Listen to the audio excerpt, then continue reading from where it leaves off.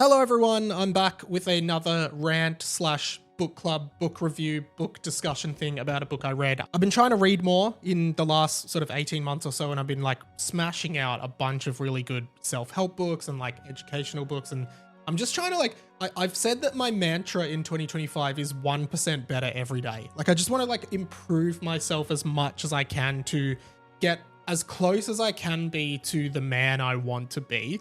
Like I'm certainly not trying to become perfect, and I definitely don't have everything worked out, but like I just feel like reading is such a great way to spend my time and better myself. And I wanted to talk today about this book here. It is called Novelist as a Vocation by Haruki Murakami. This is a fantastic book. I got a lot out of it. And I think if you're not familiar with Murakami, he's probably best known for his book Norwegian Wood. I've read a bunch of his novels. I've read Pinball 1973. I've read Norwegian Wood, Men Without Women. I just finished reading Colorless Sakura Tazaki. Like he's a great novelist, and I would argue one of Japan's best kind of exports in literature. I've also read a bunch of his non-fiction stuff, including like his sort of pseudo memoir, What I Talk About When I Talk About Running, as well as this one, Novelist as a Vocation, which is kind of like his reflections over his career as like an extremely successful novelist. But I kind of applied his learnings more laterally to creativity and like my own experiences with creativity. The main thing I'm learning from a lot of creatives I speak to is that one of the biggest roadblocks for them is like this perfectionism and fear, almost like a fear of criticism of your work, which my philosophy on that is like, you just have to let go of that. You have to let go of your fear of being criticized. And Murakami puts it really well. I really like this quote. He says, "It's easy to criticize. All you have to do is say what you're thinking, and you don't have to take responsibility for anything." And I think I like that because, you know, there's this poem or this quote from Theodore Roosevelt. It's called The Man in the Arena. And the idea is that like, there's two people, right? And you can imagine it with this analogy of like a gladiator in the middle of a Colosseum, right? There's a gladiator. There are hundreds of people standing around the Colosseum, yelling at him, telling him what he should do, throwing stuff at him, mocking him, you know. But at the end of the day, the only person in the arena is the gladiator. He is the man in the arena, or like the woman in the arena, or however you want to apply this to yourself. Like, being the man in the arena is better than being one of the screaming critics on the outside. And people can criticize all they want, but if you're in there creating, then I automatically put you on a higher kind of level as the critic. And I think it's really important to remember, like, the critics can criticize, you know, people can mock, but at the same time, you're the one that's actually making stuff and putting stuff out there into the world. So I think it's really important to remember the value of that. This quote really resonated with me as well, and I see it as actually a reflection on social media. He says, "When less time is taken between gathering information and acting on it so that everyone becomes a critic or a news commentator, then the world becomes an edgier and less reflective place." That resonated so hard with me in this like social media era that we're in, and like Twitter and Instagram and all of this stuff where people just see headlines, they just see like clickbaity stuff. Everything online is deceptive and misleading. There's always an agenda behind it. And people just kind of, you know, exactly what he says, like less time is taken between gathering information and acting on it. Like people just instantly like pounce on things. They instantly respond to things without really having all the facts, without really critically thinking about what they're talking about. And then, as Murakami says, like the world becomes edgier and less reflective. I think that's like one of the biggest issues with society today, is that we're not reflective. We're not like, we're always on edge. Everyone is afraid of being criticized, and we don't reflect on nuance. We don't reflect on reality that much. We just like knee-jerk respond to everything. And I think that he hit the nail on the head with that, and it really spoke to me. The other thing that I really got out of this book is like this idea of reflecting on your own work and your own past. Murakami says, "I myself am far from satisfied with things I wrote in the past. I am keenly aware of how much better they could be if I wrote them today. That's why I pick them up only if I absolutely must. Again, this is an idea that I love so much because like so much of my work from my early career and the stuff that I did many years ago, like I look back on and I just cringe and I can't stand to see it or hear it or listen to it or watch it, like whatever it is.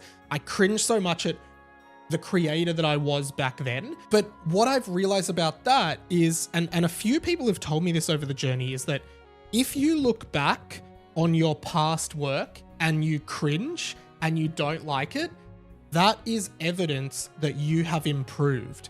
That is evidence that you have gotten better, that you at your start makes you cringe because you know how much better you could do it now. But that's the thing, like that fact there is what stops so many people from just starting. That is what literally stops people because they're scared of that start where they're cringe. They're scared of that start point where they suck. But you have to suck to get good. So just like suck it up and suck. That's my way of putting it. Like you have to be bad to get good at anything in this world. So just start. Who cares? Just start. This other quote I loved, and it feels so relevant to today's world. And it says, using your willpower to control time is what makes it your ally. You mustn't let it go on controlling you. That just makes you passive. And I 100% agree with this as well, because I feel as though with TikTok and social media and these attention hacking things on our phone that like are designed specifically to addict us. Like we can't beat around the bush. Like all of these things are designed to addict us and suck us in. I'm still struggling with this. Like I'm done with TikTok. I'm still struggling with Instagram though. But like the fact that like it takes willpower, conscious willpower to actually utilize your time in a productive way. And when he says that like time can control you, like to me, that's addiction. That's compulsion. That is going to TikTok and just wasting your day on TikTok. That's what that is to me. That is time controlling you, not you controlling time. Because once you're in that vortex of procrastinating, it's so hard to get out of it and the time consumes you. The other thing, and I don't think I have the quote written down, I'll probably find it and try and put it up, but Murakami talks about this idea that, I might be kind of misquoting this, but I think the idea is he has never won the award, say, for like the best novel in Japan, like whatever that award is, he's never won it, despite the fact that like his books are like critically acclaimed, well-loved international bestsellers. And he kind of talks about, and I resonated with this a lot, he talks about how like that lack of recognition from an award ceremony really hurt him, and really like he really doubted himself because he wasn't winning these awards. But then what he realized ultimately was, one, like he decided all awards ceremonies and all awards are like in some way commercial in nature anyway. But aside from that, he focused more on the fact that like all he wanted to care about was that people pick up his books and read them. Like if there are people who go out and buy his books and read them and enjoy them, that's what matters to him. That is the net of his of his success. It's not, hey, you've won this award, well done, everyone's shaking your hand and telling you how good you are. It's the fact that people read his work. And I think reapplying that, I actually saw this great quote on Instagram today, which is related exactly to this. And maybe I'll just read this out and I'll put it on the screen. I don't know who this person is. They're coincidentally also Japanese. I think it's Yayoi Kusuma in 1989. If there is a chance that in 100 years' time, there will be just one person who will look at my work and be touched by it, then I must continue to create art for that person.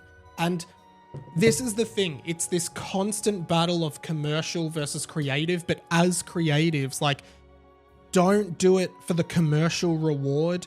Don't do it for the accolades and for, you know, the regard from your peers.